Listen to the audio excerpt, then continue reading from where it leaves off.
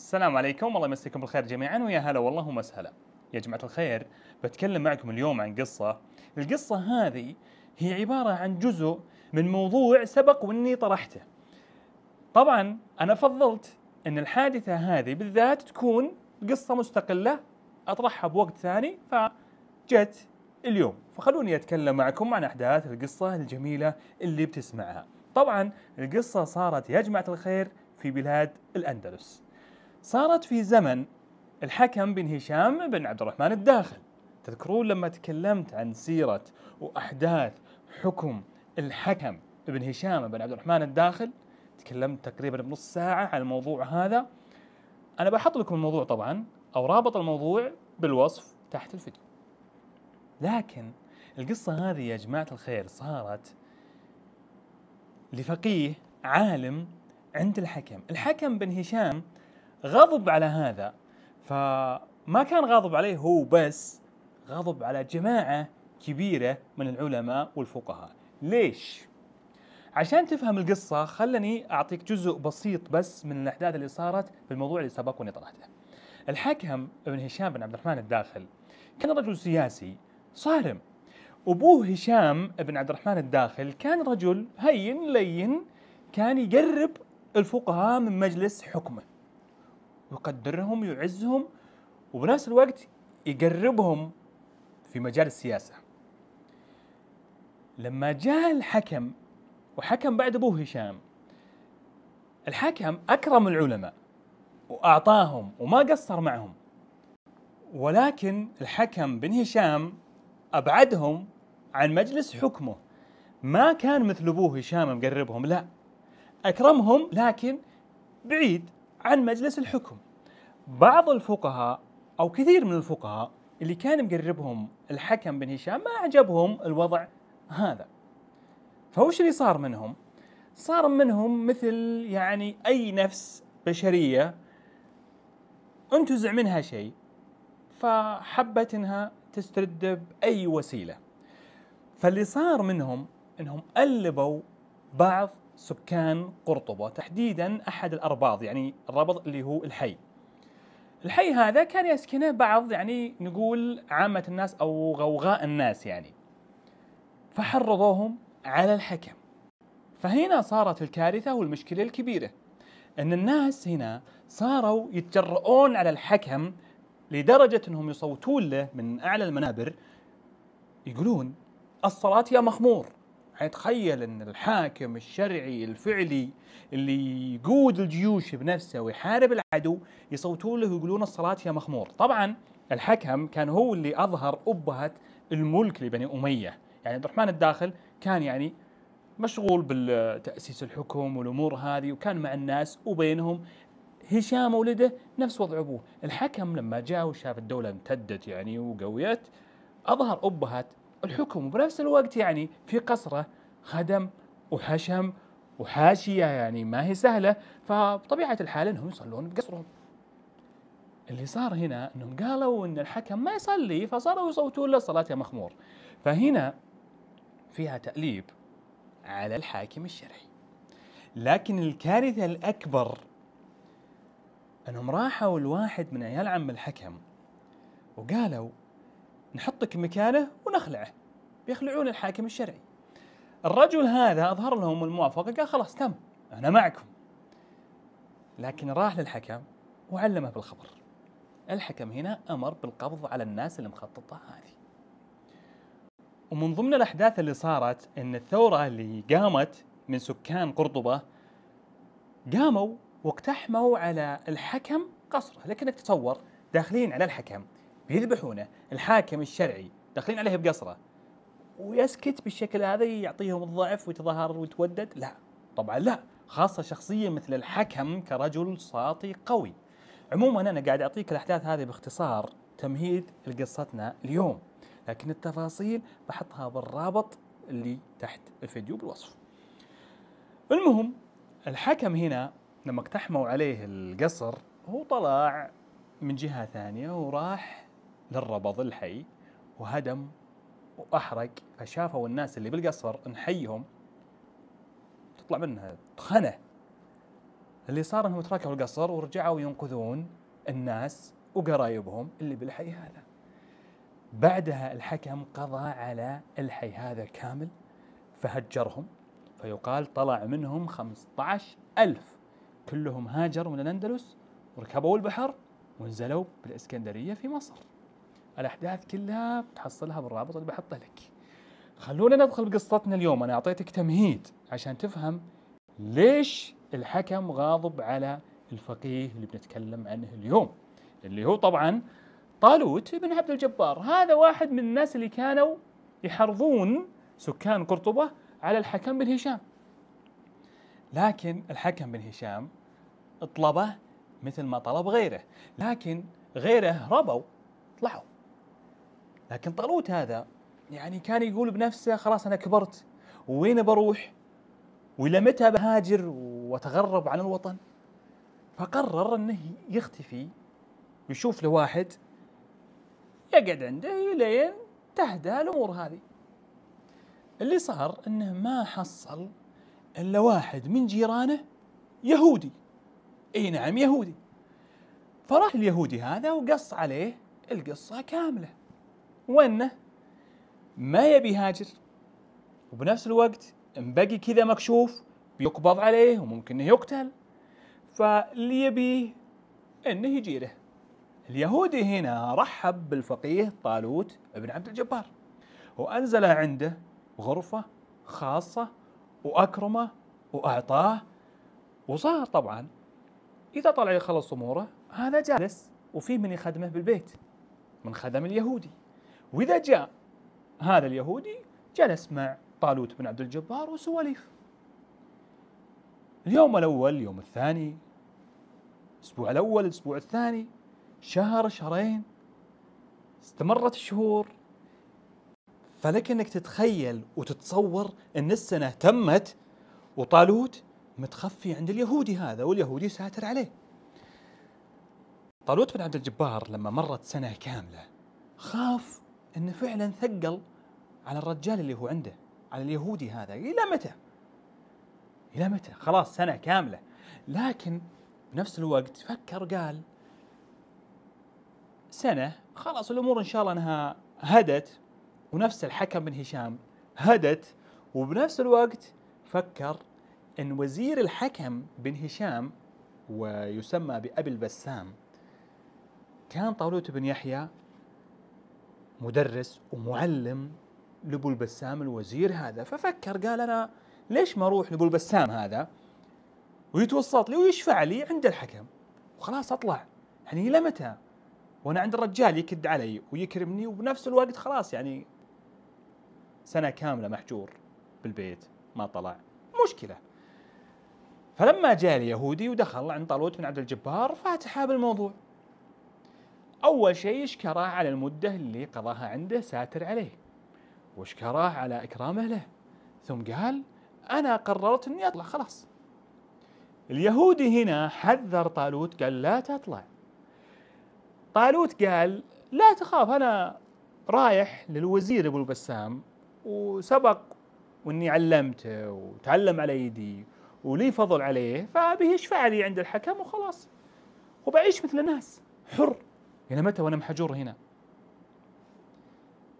اليهودي شك أنه يظن أنه ثقل عليه، فصار يعطيه العهود والأيمان أنه ما ثقل عليه وأنه بالعكس مبسوط معه هنا بالبيت. لكن طالوت أصر أنه يطلع، وفعلا شكر اليهودي هذا وطلع. لكنه طلع متى؟ بين المغرب والعشاء، بالوقت هذا اللي ما أحد ينتبه لحد. فطلع وتوجه وين؟ توجه القصر أبو البسام الوزير. استأذن طبعا من الحرس، دخلوه عليه. أبو البسام هنا لما قالوا أن بالباب طالوت بن عبد الجبار أستاذه ومعلمه والفقيه العالم اللي ألب الناس وحرضهم على الحكم بن هشام، قال دخلوه، وش تنتظرون دخلوه. فدخل طالوت سلم على أبو البسام ورحب فيه الوزير وجلسه عنده وقال أنت وين؟ اختفيت وين؟ تخفيت وين؟ فأعطاه قصته، قال أنا كنت عند يهودي وسالفتي كذا وكذا وكذا وكذا. لكن طولت عنده وحبيت اني خلاص اعيش مثل الناس، فما فكرت الا فيك انت. يعني انا اعرفك وادري انك وزير عند الحكم، فاطلبك انك تشفع لي عنده، يعني خلاص يعفو عني وانا مقر بخطئي وانتهى الموضوع. ابو البسام هنا قال تمام، استريح هنا وانا اروح واتوجه للحكم واشفع لك عنده. هنا اطمأن طالوت بن عبد الجبار وارتاحت نفسه، وفعلا جلس. ابو البسام الوزير هذا طلع، لكنه وصى الحرس عنده قال انتبهوا انه يطلع من البيت. الوصية هذه انتبهوا يطلع من البيت، هذه اللي حط عليها خطين. فطلع وراح للحكم بن هشام، دخل عليه سأل الحكم بن هشام ها وش عندك يا ابو البسام؟ قال وش رايك يا مولاي الملك بكبش سمين تغذى سنة كاملة وهو على معلفة ما رفع راسه؟ استغرب الحكم وش السالفة؟ كبش سنة يعلف، هذا الحمى كثير هذا، بس وش السالفة؟ تكلم. قال ظفرت بالشخص اللي كان يحرض الناس عليك، طالوت بن عبد الجبار. فانذهل الحكم قال من هو اللي عندك تقول ظفرت فيه؟ قال راس المنافقين طالوت بن عبد الجبار. قال عندك بالبيت؟ قال عندي بالبيت. قال تقوم الحين، قم وحضره الآن أنا أنتظركم. قام أبو البسام مبسوط أنه جاب هذا للملك الحكم، فالحكم بيكرمه على موقفه هذا. راح أبو البسام وفعلا قبض على طالوت وجابه. الحرس ماسكين طالوت كان ببيته مستامن وينتظر الشفاعة، لكن تفاجأ بالغدر والخيانة من الوزير هذا اللي كان يوم من الأيام طالب عنده. فيقال أنه دعا عليه وهو رايح، مسكينه موجهين للحكم خلاص بيقتله، دعا على أبو البسام هذا. الحكم كان ينتظر طالوت وكان وصل فيه الحنق والغضب شيء كبير، حتى دخل أبو البسام الوزير والحرس وهم ماسكين طالوت بن عبد الجبار المتهم هذا، فجلسوه بالنص. هنا الحكم يناظر طالوت فبدأ يوبخه على الشيء اللي كان سواه معه، فقال من ضمن الكلام يعني قال لو ان ابوك ولا ولدك حاكم البلاد هذه هل بيكرمك مثل ما اكرمتك انا اعطيتك وسويت وفعلت معك، وتروح تحرض الناس علي وبتخلعني من الحكم؟ وش الشيء اللي انا سويته عشان تسوي الشيء هذا معي؟ زوجتك لما ماتت مشيت معك بجنازتها حتى دفنت ورجعت معك لبيتك، أعزيك وواسيك، سويت هذا ولا ما سويت؟ طالوت يقرب الأشياء هذه، وفعلا يعني الحكم كان مكرمهم. لكن طالوت هنا قال أنا مالي اليوم إلا أني أصدق خلاص واعتذر. فقال والله أني كنت وأعتقد أني أبغضك لله، وأن اللي سويته كنت أظن أني أسويه لله، ولكني اليوم أنا أقر بخطئي واعترف فأطلب منك العفو. هنا الحكم بن هشام هادت نفسه على طول، سكت شوي ثم قال لطالوت قال يا طالوت تدري أن لما قال لي أبو البسام أنك عنده موجود بالبيت وأنه بيحضرك عندي، أني كل الوقت وأنا أنتظركم أفكر بطريقة أعذبك وأقتلك فيها على الشيء اللي سويته معي، على نقضك للعهد وتحريضك للناس واقتحامهم للقصر، وكادوا أنهم يسوون شيء فظيع معي ومع أهل بيتي، ولكن الآن أنا عفوت عنك لأن اللي أبغضتني فيه حال بيني وبينك، فأنا عفوت عنك فاطلع من عندي وعش مع الناس، وليت اللي صار ما كان. فقال طالوت إي والله ليت اللي صار ما كان. فقال الحكم وأي شيء تحتاجه تعال لي مباشرة وأنا أقضي حاجتك. لكن يا طالوت أنا بسألك سؤال، شلون أبو البسام الوزير هذا ظفر بك وأنت من سنة مختفي؟ وين كنت؟ إيش قصتك؟ شلون ظفر بك هذا؟ فقال طالوت: والله يا سيدي أنه ما ظفر بي، ولكن أنا اللي سلمته رقبتي واثق فيه، بحكم إن لي معروف عليه علمته حتى كبر وصار بالمقام اللي أنت تشوف الآن. فأنا جيته بحكم المعروف اللي لي عليه عشان يكون شفيع لي عندك. فأنا أساسا تايب ومعتذر ومقر بخطاي، فما لقيت إلا هو يكون شفيع بيني وبينك، لكن غدر وخان وسلمني لك كمنافق ومتهم وخاين. قال: طيب وين كنت السنة هذه كلها؟ قال: كنت عند يهودي، جار لي يهودي أجارني. هنا انذهل الحكم وانصدم، وبنفس الوقت عصب حنق. قال: وين كنت؟ وين كنت؟ عد علي. قال: كنت عند يهودي. قال: سنة كاملة كنت عند يهودي؟ قال: نعم كنت عند يهودي. قال: واليهودي مكرمك وساتر عليك سنة كاملة؟ قال: نعم سنة كاملة. وأنا حتى لما علمته أني بطلع من عنده وبجي عند أبو البسام حذرني من الشيء هذا، وبنفس الوقت صار يحلف علي أني أبقى عنده وأني ما ضايقته. يعني كان يظن أني بطلع عشان مضايقه، فكان يحلف لي ويقسم أني ما ضايقته، فكان مكرمني سنة كاملة ويرفضني أطلع من عنده. هنا الحكم التفت على الوزير وما في كلمة شينه إلا سمعها إياه. قال: يهودي عدو الإسلام عدو الملة، يهودي متى عرف عن اليهود وفى، مع ذلك يجيره ويكرمه ويستر عليه سنة كاملة ويرفض أنه يطلع من عنده، وأنت طالب عنده له فضل عليك، والمكان اللي أنت فيه فضل الله، ثم الرجل هذا اللي علمك حتى وصلت للمكان هذا، كيف غدرت فيه؟ كيف تخونه؟ قال: قم، لا أرى لله وجهك لا بالدنيا ولا بالآخرة، والوزارة خلعتك منها، أرزاقك كلها أخذتها منك، كل أعطياتي اللي أعطيتك إياها، مزارعي أخذتها منك، ما في شيء يبقى مع واحد خاين مثلك.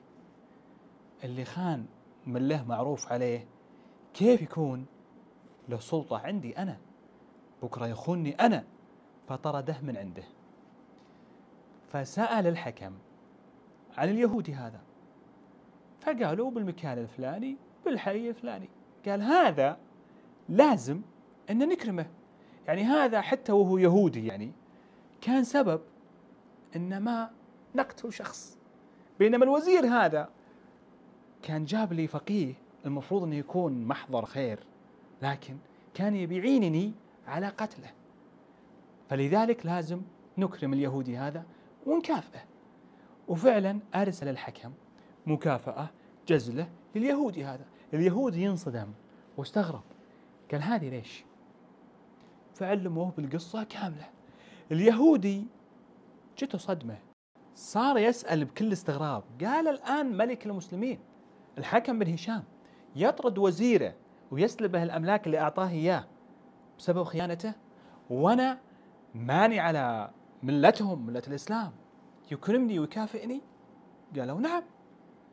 فقال اليهودي هذا إن هذا الدين هو دين العدل فعلا، اللي الملك أعطى كل ذي حق حقه، الوزير يطرد بسبب خيانته، والشخص حتى وإن كان غير مسلم رجل عادي مع بقية الناس عايش ما حد يعرفه يكرمه الملك بسبب معروفه هذا.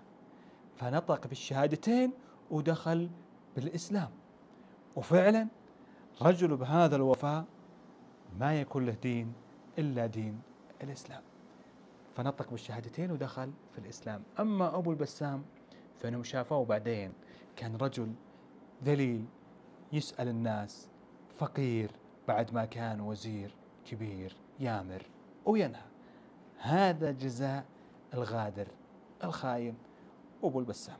ولذلك في كلام ابن حزم يقول إن أول من يزهد بالغادر هو من غدر له الغادر، وهذا اللي صار بين أبو البسام والحكم بن هشام.